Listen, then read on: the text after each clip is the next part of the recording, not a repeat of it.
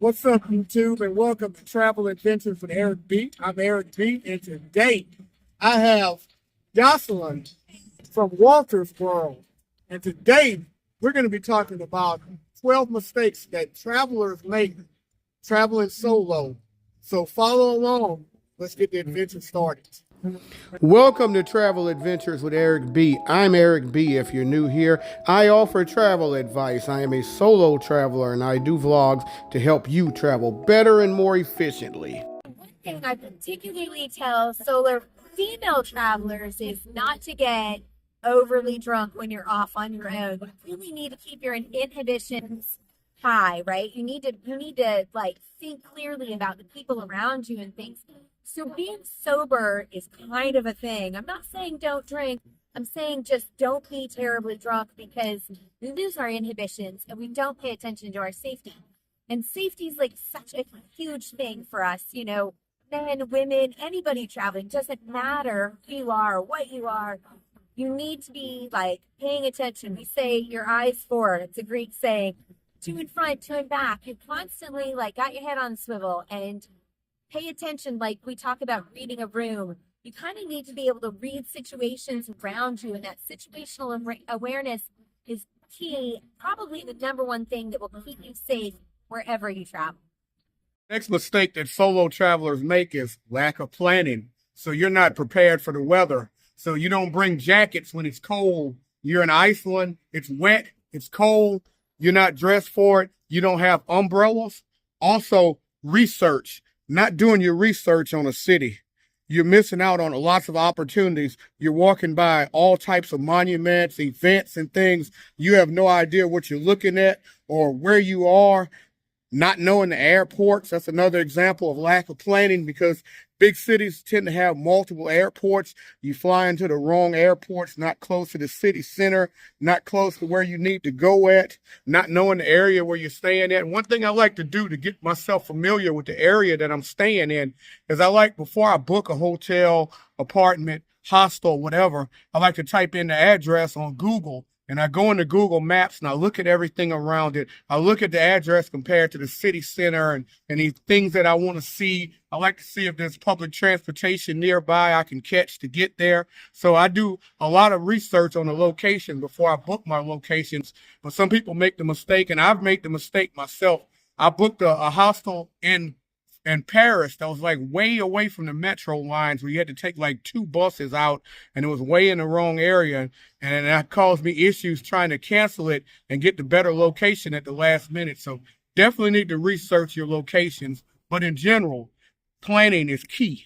So we talk about budgeting all the time, and we kind of want to know how much we're going to spend on everything. But one thing in your budget that you need to always have is your oopsies. Like you just need this little cushion just in case, because sometimes things go wrong. So you need to have that little extra money occasionally set aside so that when you do travel and something goes poorly, then you're not going to be stuck with like no money to take care of something. If you can't get on a flight somewhere, or this gets canceled, you need to have that little extra cushion in your budget. Next mistake that solo travelers oftentimes make is not getting travel insurance. Getting travel insurance can definitely help you out. If something happens medical-wise and you're in another country, it definitely will help you to not have to come out of pocket with all of this money. You don't know if you're going to go to a doctor somewhere and they're going to overcharge you, or what the situation may be. But it is very good to have that medical insurance in case something happens. There's many different types of travel insurance, not just travel medical insurance. Also, we're talking about travel insurance in terms of if your bags get lost or your bags show up late, theft, all different types of things. So travel insurance is key. And also, going with that being said, on how key travel insurance is also key when it's in flights and things like that, because it's very possible you might miss a flight and it may not be the airline's fault. And if that flight costs $1,100, if they don't book you and they're going to charge you a booking fee, you never know. They're within their rights to not book you if you miss it. You always have that insurance to back you up. Also, you need to check your credit cards and your benefits with your credit cards, because many credit cards offer insurance on flights and baggage and things like that. So a lot of times if your baggage is delayed a couple days, a lot of credit cards offer insurance to where you can go to the local store and buy clothes and buy things like that on the credit card because of insurances and things like that. So make sure you know your credit card in those situations as well. The mistake that solo travelers make is overpacking. Now, sometimes you look at it and say, hey, I'm going on this trip for this many days. I want to make sure I have this. I want to make sure I have that. But oftentimes we overpack. It's very important not to overpack because, for one, when you overpack, you make yourself more of a target for someone that wants to rob you or someone wants to do something to you. You're not nimble and mobile where you can get around from place to place. You also want to be nimble and mobile when you're a solo traveler because sometimes the airlines will have situations come up where the flight's delayed and they might want to put you on a flight earlier. And if all you got is a carry-on bag and you don't have any bags to check, it's a lot easier for them to put you on that way. And then oftentimes when you overpack, when you have checked bags, that's more opportunity for your luggage to get lost or stolen. So I definitely recommend being very nimble. Of course, there's just so many instances if you overpack of different things happening, of people stealing from you, robbing from you. So you want to just keep it moving and pack light. So Eric's talking about lack of planning, but also you have to be adaptable, like when things go wrong. So you don't always stick right to the plan sometimes. You just have to not freak out when something changes. You have to be able to adapt to things, kind of roll with the flow and not freak out, because when you can't adapt to things, it gets a little bit hairy sometimes for your safety. So I already mentioned lack of planning. Another mistake that solo travelers make is over planning. And when I say over planning, what I'm referring to is those situations when you're out there traveling and you got a complete agenda out there where you're going to wake up at 7 o'clock in the morning, you're going to have breakfast. At 8 o'clock, you're going to do this. You're going to go see this museum, this church, that church.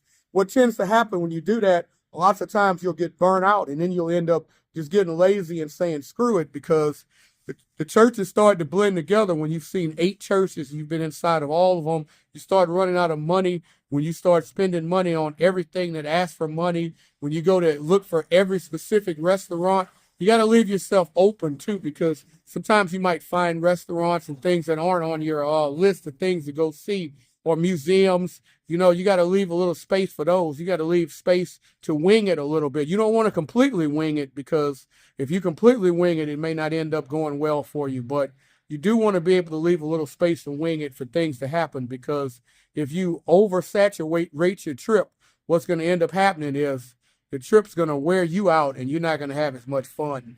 Another mistake that solo travelers make is oftentimes you become a target for the scammers and for the thieves and the pickpockets.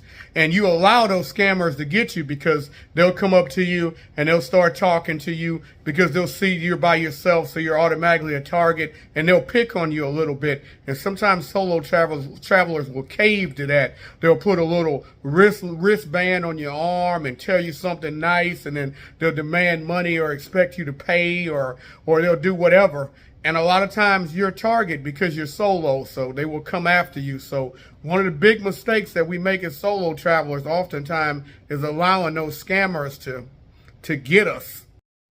Don't be lackluster in your safety. You don't need to tell every Joe Schmo that you meet where you're going and where you're staying and who you're not with or who you are with or any of those kinds of things. So sometimes you need to keep things just a little bit private so that you can have a little extra layer of safety. Mistake that solo travelers make is arriving too late or too early. What happens oftentimes with solo travelers, or travelers in general, not necessarily even solo, is oftentimes you'll look for that cheapest rate. You go book one of these airlines that have the really cheap rates, especially this happens in Europe where there are multiple airports. Happens sometimes in the US because you know the 3 main airports in New York, but there's a 4th one that's about an hour away. And you make the mistake, you book these airports that are way away from the city centers, and you have all types of issues. So I made this issue one time in London. London has 6 airports. I booked Gatwick, 5 o'clock in the morning, trying to actually Stansted. It was Stansted. I booked Stansted, 5 o'clock in the morning trying to get to Stansted. Stansted Express had some issues getting it booked at that time in the morning. Guess what? My flight was about $35.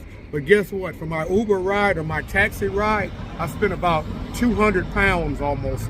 It's about $200. I think it was 160 pounds to be exact. So make sure you're getting in at a good time. Sometimes it's better to fly with a bigger airline or legacy carrier for $50 more, if that means they're going to take you to the city center or take you somewhere where the public transportation is, as opposed to flying somewhere to an airport way away somewhere where you got an Uber or you got a cab ride that's going to cost you way too much money, more money than your flight's going to cost. Also, when you get in too early in the morning, you got to worry about issues of checking into your hotel or your Airbnb or your apartment rental. You might have to pay for an extra day. You come in too late, you might lose your reservation on your airport, on your hotel or your Airbnb because you showed up too late. You might have to pay for an extra day that way too. So make sure that you are booking flights that are efficient, that are cost efficient, and that you're arriving at a good time to take care of what you need to take care of,